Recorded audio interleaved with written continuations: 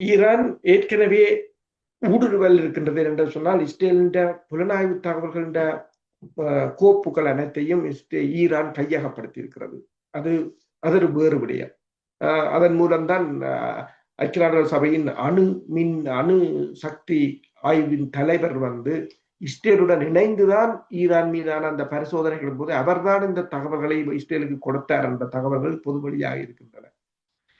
அப்ப அதே போல இஸ்ரேலுக்குள் ஈரான் புலனாய்வு தகவல்களும், அதாவது மொசாட்டை போலவே ஈரான் புலனாய்வு தகவல்களும் அந்த புலனாய்வாளர்களும் அதிகம். இப்போது நாங்கள் கலைத்துக் கொண்டிருக்கின்ற போது கூட இஸ்ரேல் மீது பெருமளவான சைபர் தாக்குதல்களை நடத்தி இருக்கிறார்கள்.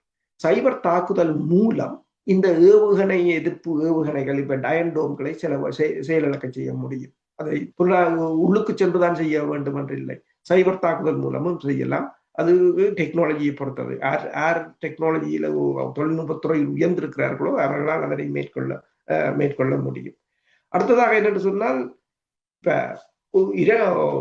அடுத்தது டீகோய்களாக பயன்படுத்துகிறார்கள். இப்ப டீகோய் என்று சொன்னால் இதுதான் முதல் நடந்தது 2002ஆம் ஆண்டிலிருந்து உக்ரைன் போர்ல தான் நடந்தது.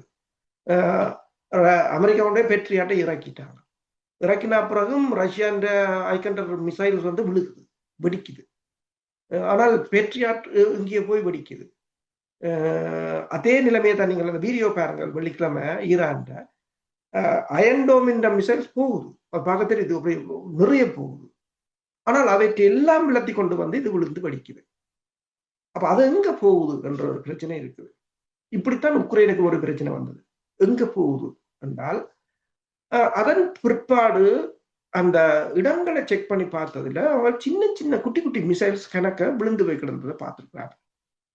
அப்பதான் அவளுக்கு தெரியுது, அந்த ஒரு பெரிய மிசைல்ஸ் வரும்போது அதுக்கு உள்ளுக்கு சின்ன சின்ன போலியான டீகோ என்று சொல்றது அந்த மிசைல்ஸ்களை கொண்டுதான் வருது. இவங்கட அந்த ஏவுகணை ஏவுகணைன்ற ஒரு ரேஞ்ச் இருக்கும். அந்த ஏவுகணை எதிர்ப்பு எல்லைக்குள்ள வந்தோன்னா அது அந்த குட்டி ஏவுகணைகளை எல்லாத்தையும் வெளியேற்றுது.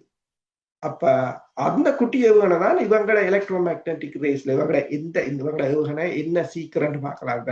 ஐஆர் ரேடியேஷனோ அல்லது எலக்ட்ரோ மேக்னட்டிக் ரேடியேஷனோ அல்லது ஜிபிஎஸ் என்று பார்க்கலாம். அது அவங்களுக்கு தெரியும். அதுக்கேற்ற மாதிரி அது பெரிய ஏவுகணையை விட இந்த குட்டி தான் கூடுதலான சிக்னலை கொடுக்குது. அப்ப இவங்களை பெட்ரியாட் என்ன செய்யுது, அந்த சின்ன சின்ன டிக்கோயை நோக்கி தான் போவதே வழிய மெயின் ஏவுகணையை தவற விடுது.